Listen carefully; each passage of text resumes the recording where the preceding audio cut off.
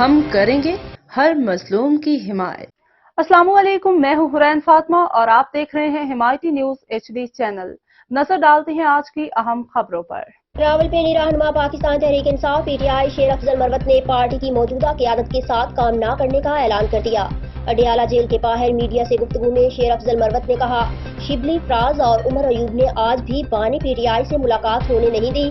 دونوں نے پارٹی سے کہا، اگر مجھے پبلک اکاؤنٹس کمیٹی PAC کی چیئرمین شپ دی گئی تو ہمیں قبول نہیں۔